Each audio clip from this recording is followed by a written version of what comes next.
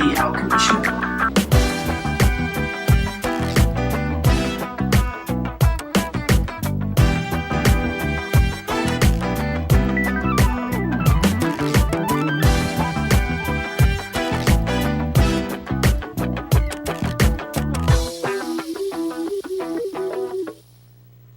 Hello and good evening. This is Daisy J on The Alchemist Show.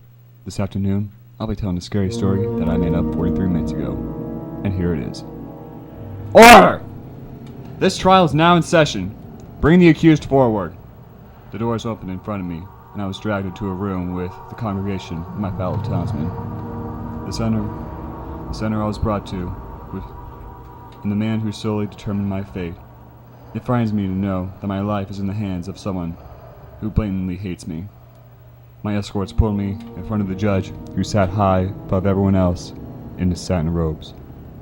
Elijah Wingate, he said in a hollow tone, you stand before the court of this colony, accused of allegiance with the devil and 5 counts of murder.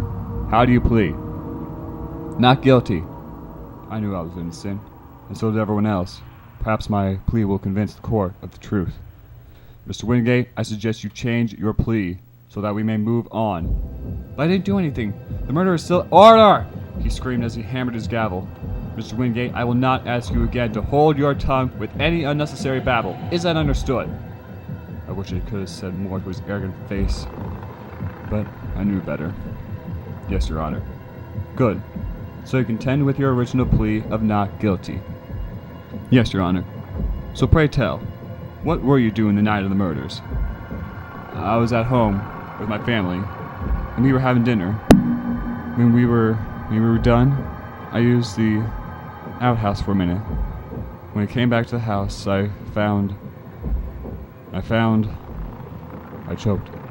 I couldn't bring myself to remember the images of that house. Mr. Wingate, what did you find? Asked the judge so coldly. I found my wife and 4 children mutilated on the floor, on the walls, on the ceiling. I heard the crowd behind me murmuring with fright, just remembering the images of Rebecca's body cut into ribbons and mushed was too much to bear, and I broke out into tears. Well, Mr. Wingate, said the judge, that was quite a performance. It was almost as if you were human when you said it. What did he say? A performance? What, I asked? Are you saying I made this up? That I killed my own family? Mr. Wingate, I was the one who arrested you. I saw you at the house when you were howling with delight at the sound of your mangled family. No, what? And furthermore, I found a book in your home marked with satanic images. The crowd gasped at this false claim. Had my friends and kinship fallen to this story of a madman? Him over me? What? No, I've never even touched such things. I'm being framed. The killer is out there. Order! Mr. Wingate, you are a monster, and you are not welcome in this town. I cannot banish you, because you will return. I cannot make you convert, because you are an irredeemable evil. I cannot put you in prison, because you will learn nothing. Mr. Wingate, for the good of this colony and our faith, I find you guilty of all charges and send you to be burned at the stake tomorrow. And with the strike of his gavel, my life was over. As I waited in these chains for my escorts to take me to the town square, I had time to think. Mostly what a terrible feeling fire must be. I thought about the gruesome sight of my own home. I also found myself questioning my own sanity. Did I really do such horrific things? Could I be an agent of the Forsaken One? Am I really evil? And as if I said it aloud, I received an answer. Absolutely. I sprang up to find a figure in the shadows. I immediately recognized the booming voice, the very one in the room at my hearing. Judge, what do you mean I'm evil? How could you do this to me? I do this because you are a murderer of your own family. He got closer to me, and my heart stopped. His hands were not hands, they were slender claws. You were an evil that could not be tolerated. As he stepped fully into the light of the unforgiving moon, I saw the face of an indescribable monster, which growled, "And your wife and children will meet you in hell." Hope to like that. Stay tuned for more on The Alchemist Show.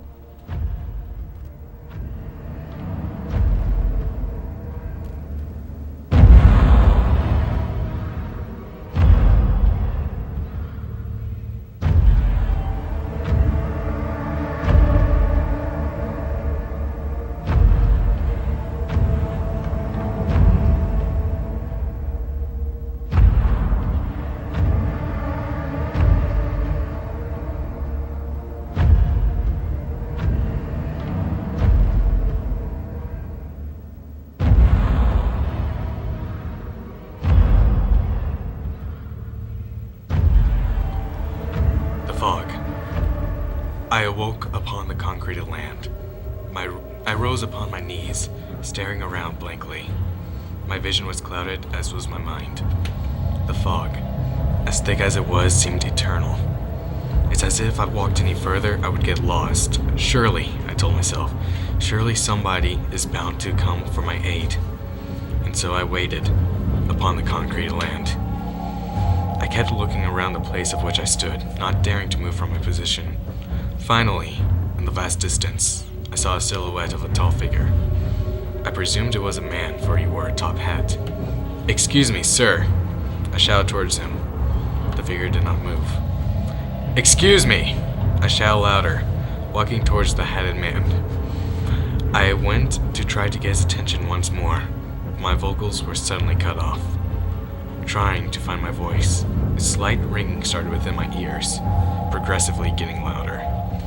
I clasped my hands to the sides of my head, falling to my knees in a panic. It seemed like that constant ringing was draining my body. I closed my eyes for a second. That man, I thought, he can help surely. I looked up. The darkened figure stood, towering over me. The ringing grew more intense at this rate. I closed my eyes once more, screaming over the noise, "Help me!" Then silence. I looked down my hands, completely covered with blood. "I'm deaf." "Why, yes, you are," a muffled child's voice replied in my head. Startled, I looked up to where the man once stood. In his place was a young boy with a pillow covering his face. The pillow dropped suddenly, making me able to see the boy's face. He looked familiar, with his curved nose and blonde ruffled hair. He had the brightest green eyes you could possibly see. "Kyle. Oh, so you do remember me, Dad," he smiled. It has been what, 10 years since you killed me?" The boy's words were being spoken to me, as if he was in my head. I felt the blood draining from my face. There was absolutely no way this is real. It's not possible. Kyle's dead. No, has been dead. I should know since I suffocated him myself. This has to be a dream. No, a nightmare. "No, Dad," Kyle chimed, grinning a smile way too wide for his face. "This is not a simple nightmare as you think. No, you're dying." The boy broke into a laugh, and now, the boy giggled, "And now, you're mine. I shall demonstrate the pain and suffering you showed me on that day. The day you killed me." Fangs aligned into Kyle's smile. His eyes turned black as well as his hair. As the boy's hand came closer, it morphed into a monstrous claw, his face turning into that of a demon's. The single touch of his finger knocked me to the ground, flat on my back. "Time for some fun," my son growled.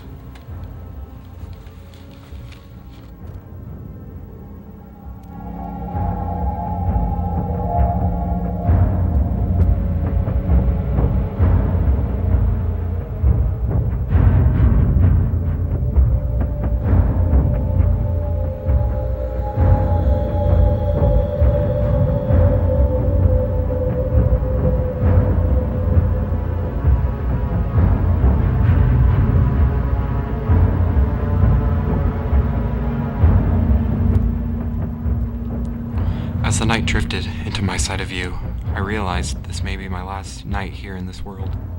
A part of me is relieved, and the other part of me is saddened. I'm relieved because this might be the end of all my misery. I won't have to deal with the pain, the sorrow, the grief, the rotting of my own skin and bone, and the craving for flesh. But the other half of me wishes to continue, just for the fact of hopefully one day seeing my family who ran to safety 3 weeks ago. I just wish everything was the way it was.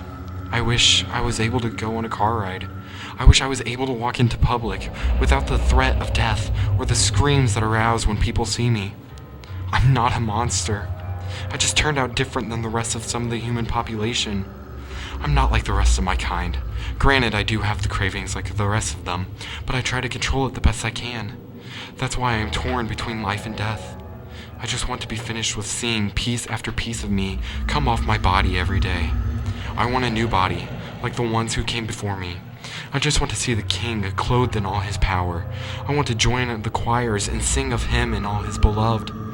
But as long as I am in this rotting body and mind, that won't happen. It really is a shame this had to happen. No one has died, that's the amazing thing about it. They all just became mindless, turning everyone and anyone they see into one of them. To the public, we are insane, but to each other, we are just misunderstood. Our screams aren't cries. Our cries just for help. When we are running for safety, just like everyone else. We all hope for a better future, but we close our eyes, but nothing changes.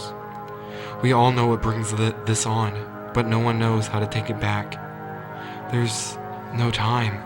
If my decision for survival includes regret, then it's already too late. The population is being converted one by one. Thousands upon the thousands of the outnumbered are turning into the majority.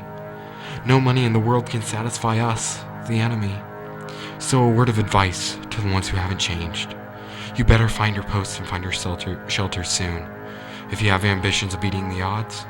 Because we come upon you like vultures on the sick. You are the outnumbered, and you won't stand a chance. Build your walls and maintain protection, because the smell of sinking rot will one day overcome you. You are hunted every day. You have become eternally hopeless. All I can say is welcome to the New World Wasteland. You better arm yourself with a cure, which now the only cure is simply any blunt force object. You cannot restore or recover. All is lost in the storm of the disgraceful. Like I said, a cure is any blunt force object, because I, the zombie, will one day find you.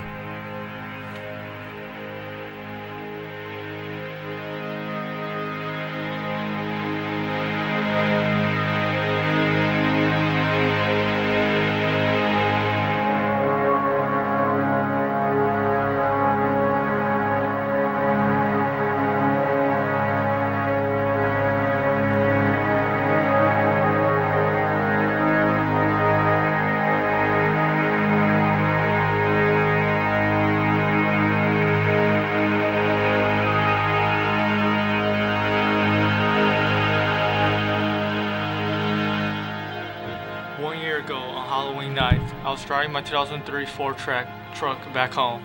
I just got off from work and was ready to take it easy for the night. It was the usual Halloween, where kids dressed up and asked for candies. When I got home, it was around 9 p.m. I went to check on my 2 cows, but I only saw one of the cow. The other one was gone. The cow couldn't have got a fence since it's locked. Then I heard a gunshot. I quickly ran toward the sound of the gunshot. I was worried that someone had killed my cow. I'm a big animal person, and if somebody was to mess with my cow, he or she was going to pay for it. Running in my boots and through the mud, I finally reached my neighbor's house, and I saw my cow dead on the ground. Then I noticed that there was about 10 other cows there also. The guy's rifle was on the ground, and he was kneeling down. He wore a white robe and had black hair. He also had a fire going on. He was praying to the sky. "Leave my family alone, please. These dead cows are for you. Just let me live my life." Suddenly, a bright light appeared in the distance. The man became very, very frightened and backed away from the cows.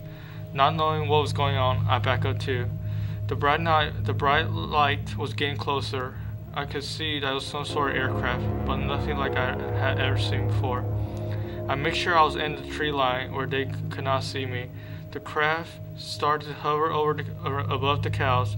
Huge tentacles emerged from underside of the ship and started stripping the cows of their flesh, leaving only the bones. After they finished their gruesome task, the ship quickly sailed away into the night sky.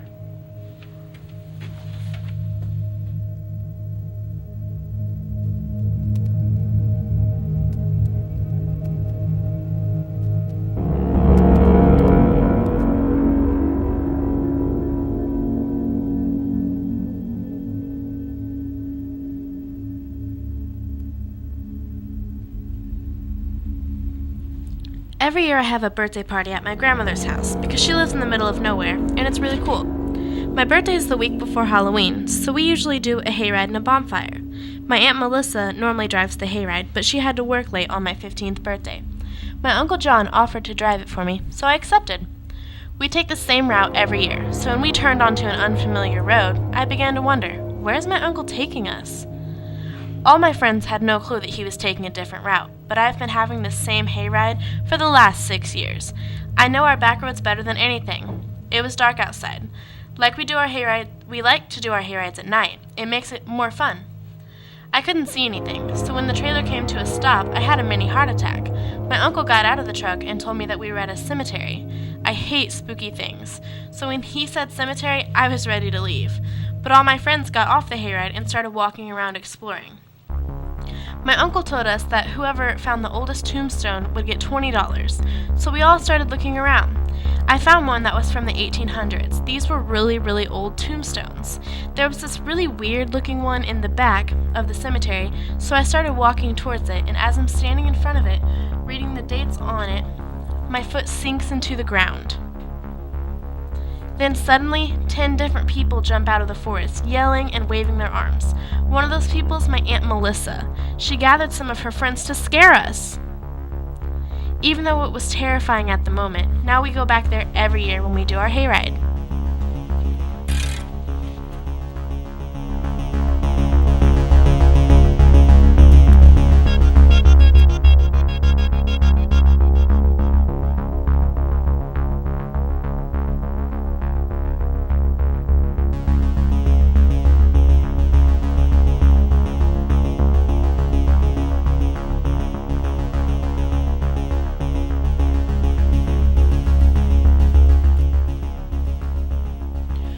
I'm Danielle Fortner, and I have a story here for you for the radio show.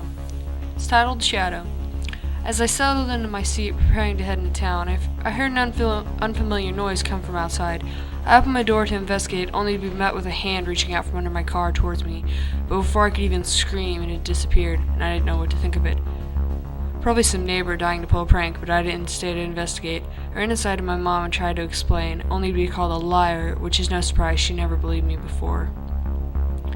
I decided to wait and head into town tomorrow, especially with it getting darker sooner these days. The next day, I walked outside and took a stick and swung it around underneath my car. I probably looked like a psycho, but I didn't care. Soon I climbed into my car and started up, just in time too. I could hear that noise echoing in the back of my head. I ignored it and started towards town, just to be met with a log blocking the road halfway there.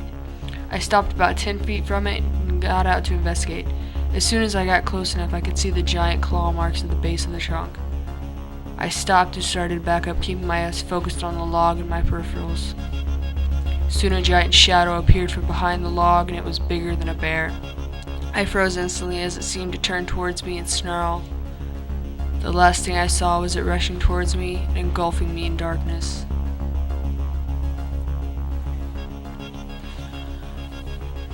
This was a very special radio show for the Alchemist Show. Thanks for listening.